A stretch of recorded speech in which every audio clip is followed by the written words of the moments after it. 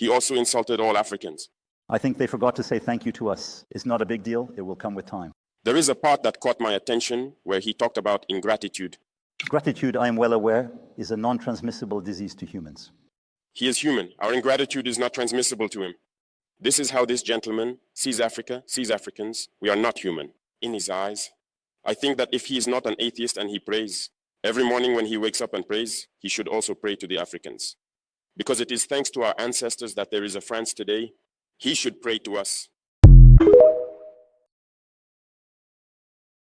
Oh, they are mad now. Now we've heard that they want Burkina Faso's leader Ibrahim Traoré out, and AFRICOM General Langley is accusing Traoré's government of diverting Burkina Faso's gold reserves for personal security rather than the welfare of the people. Let's be honest, is it really the people they're worried about, or the sudden loss of access to West Africa's vault? Because for those of us paying attention to West Africa's glow-up knows that Captain Traoré's first move after claiming leadership was reclaiming Burkina Faso's sovereignty over its natural resources by revisiting old mining contracts and letting foreign investors know, whether in Australia, Europe, or North America, that if he didn't like the new terms, the door was right over there. See, he isn't acting alone. You got the Sahel Alliance going on. Obviously, the leader of Burkina Faso, Abdelrahman Chiani of Niger, and then you got Assimi Goïta of Mali, all making the same power moves, kicking out foreign bases, reclaiming their natural resources, building self-reliance. So why are foreign agencies laser focused on Ibrahim Traoré? It's because he is a young African leader influencing Africa's youth, which is the largest demographic on this planet,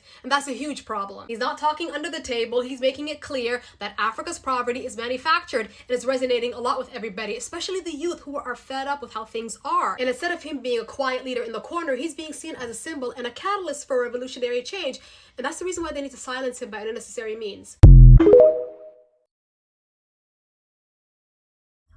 In September 2022, a young army captain, Ibrahim Traoré, shocked the world by overthrowing the government of Burkina Faso in a bold coup d'etat.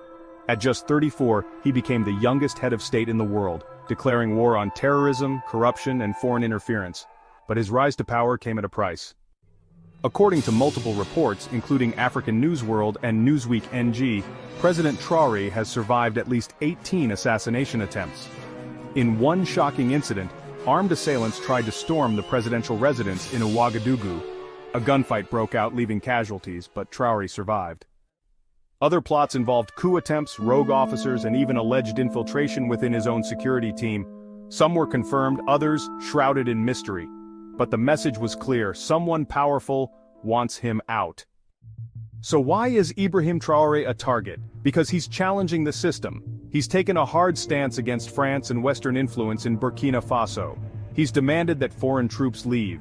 He's nationalizing resources like gold and pushing for economic sovereignty, and he's openly criticizing the elite networks many believe are puppeteering Africa's leaders.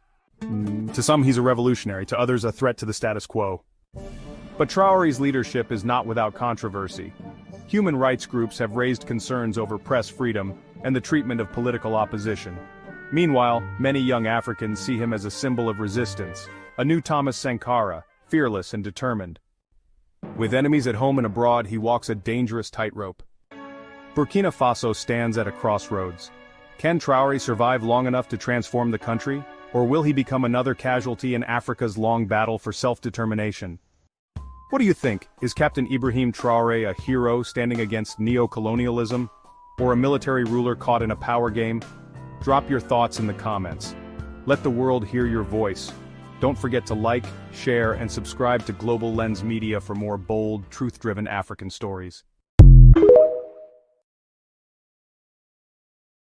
This brother right here is the truth. For those of you who don't know, the man you see before you is the president of Burkina Faso, the youngest president on earth, Ibrahim Traoré, aka Black Panther. Ever since he became president after a coup d'etat last year, he's been standing on business like there's nowhere to sit. This brother wants to free his people. He wants to free up their resources, and he wants to bring power back to his community. He saw the man before him wasn't going to do it, so he decided he was going to take over and said, hold my beer. Since then, he's kicked out the croissant colonizers out of his country. He inked a little "the enemy of my enemy is my friend" deal with Russia to create Africa's second nuclear power plant. As a reference, the United States has 54 nuclear power plants and 330 million civilians, while all of Africa has 1.4 billion people and only one nuclear power plant. And now, after years of them having their gold stolen from the French, they're building their own gold refinery. And if you ain't got no haters, you're doing something wrong, because he done stopped coup attempts and everything. Africans and African diasporans worldwide, he's putting y'all leaders to shame. But this is a moment for us to be proud. We need to protect this man at all costs.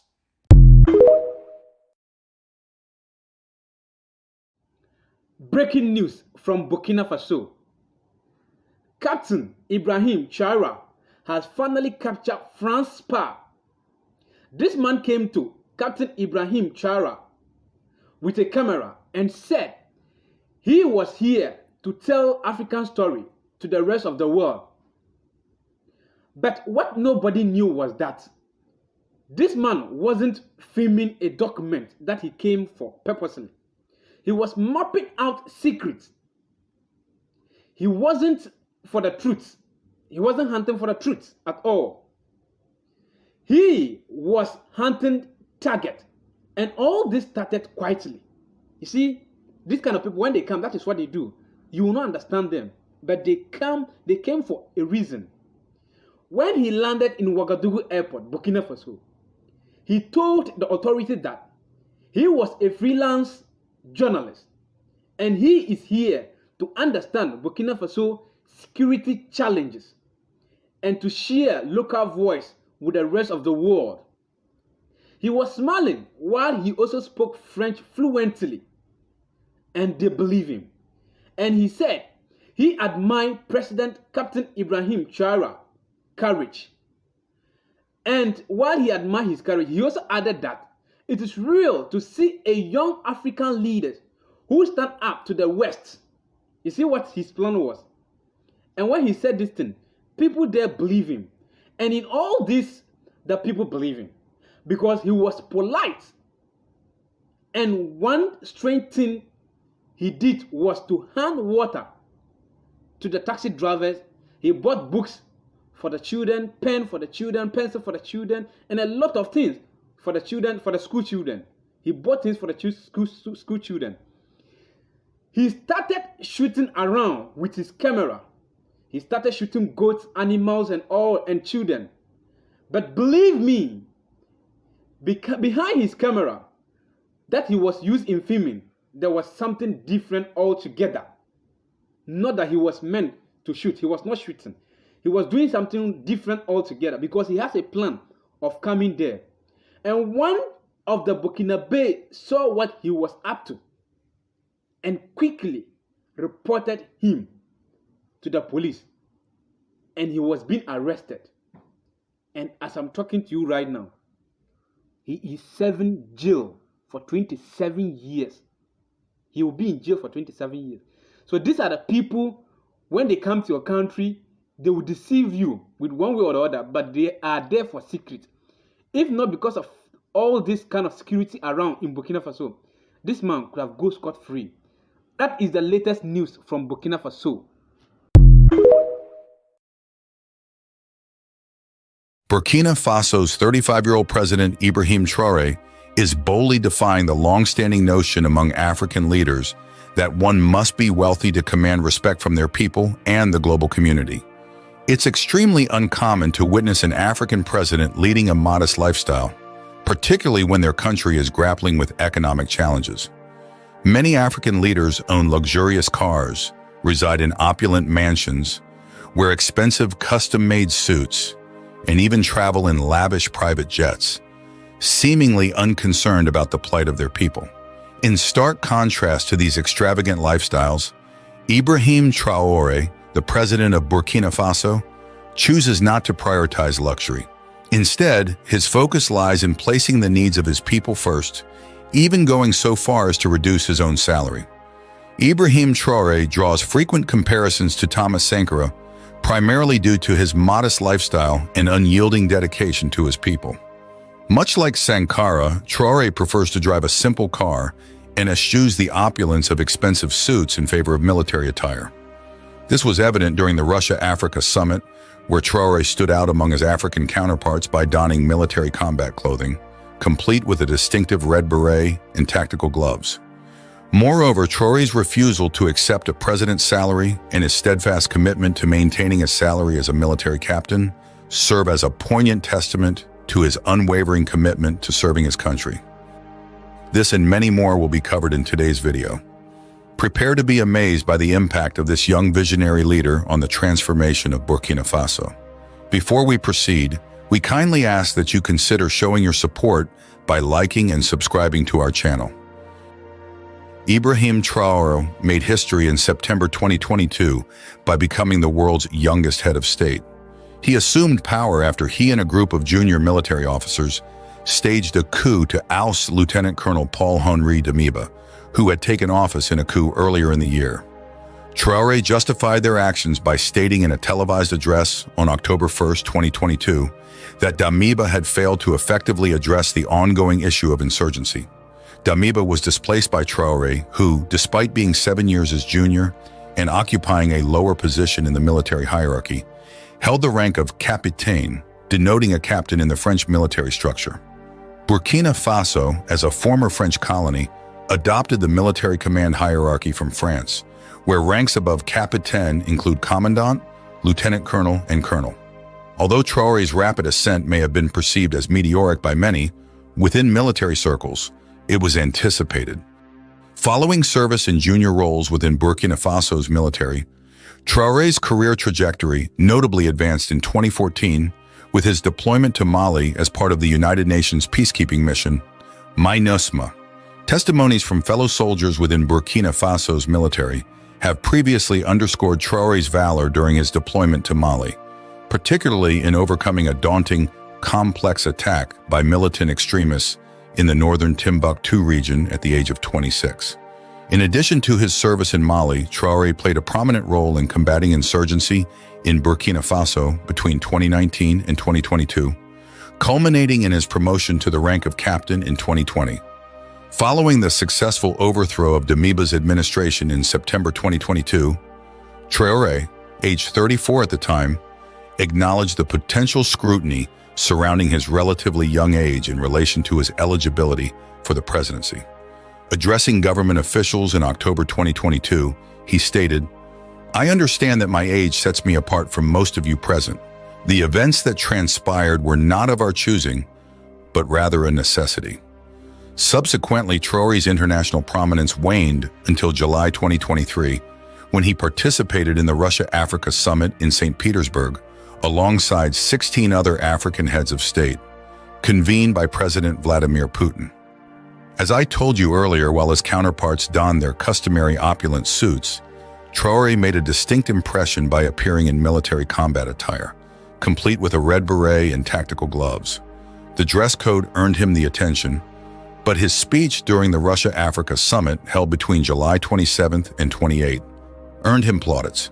The issue lies in witnessing African heads of state who failed to provide for their people in need, echoing the rhetoric of the imperialists who label us as militia.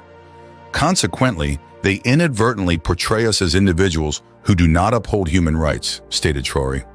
We, as leaders of African nations, must refrain from behaving like puppets manipulated by external forces.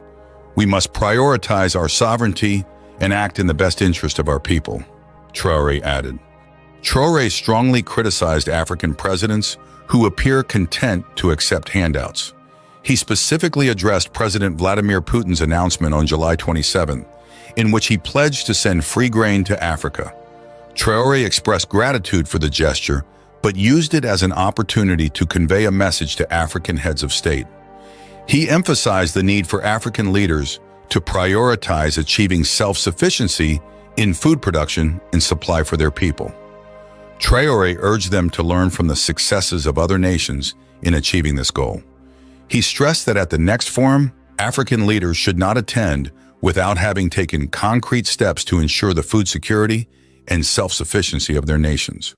Traoré's statements drew comparisons to those articulated in the early 1980s by the esteemed Thomas Sankara, who, like Traoré, assumed the presidency of Burkina Faso through a coup.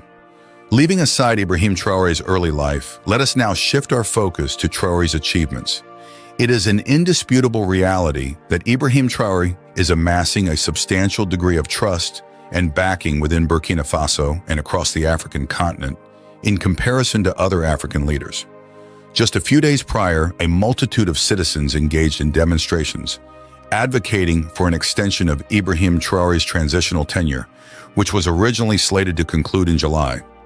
Subsequently, a recent charter has been ratified, permitting Burkina Faso's military leader to prolong their authority for an additional 5 years. Subsequent to the endorsement of the new charter subsequent to national deliberations on Saturday, May 25th.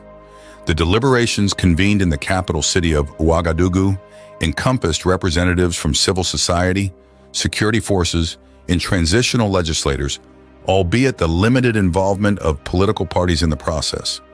Even after the signing of the new charter, many citizens were left unsettled.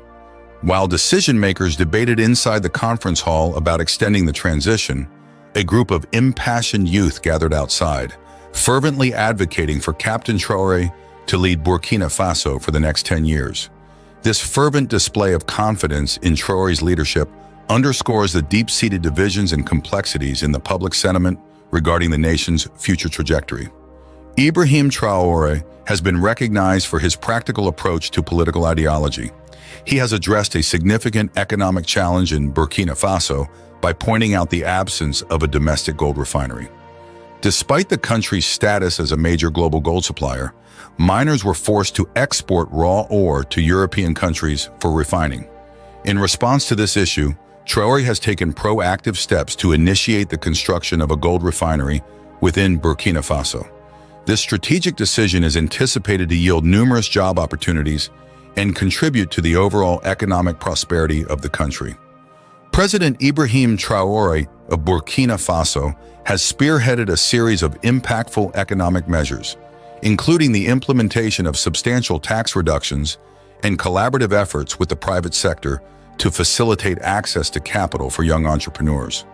Notably, Traoré has introduced the innovative concept of popular shareholding, aimed at privatizing government assets and ventures to enable public investment in the nation's development. This initiative saw 20% of the government-owned telecommunications company offered for public purchase, resulting in a highly successful venture that generated $60 million in revenue for critical projects. President Traoré has also demonstrated his commitment to fiscal responsibility by reducing the salaries of all government ministers and officials by 20%. Furthermore, he has declined a presidential salary, choosing instead to maintain his earnings at the level of a military captain, thus exemplifying his selfless dedication to serving his country. Ibrahim astounded journalists by asserting his commitment to defending his people's right to protest, even in the face of criticism of his own actions, emphasizing his role as a servant of the people. His unwavering declarations regarding the trust placed in him and his colleagues to protect the nation's future are a welcome departure from the prevailing attitudes among leaders in many African countries, where leaders often consider themselves as sovereigns and their citizens as subjects. In the current state of Burkina Faso's leadership, Captain Ibrahim Traoré serves as the president, shouldering significant responsibilities during a critical period for the nation. Despite his prominent position, he has maintained a remarkable level of discretion regarding his personal life, keeping it largely private from the public eye. While Captain Ibrahim Traoré's professional endeavors and actions as a leader are well documented, there is currently no widely known or publicized information about his family or any romantic relationships. This low profile on personal matters has allowed him to concentrate on the task at hand and navigate the challenges of leadership with determination and focus.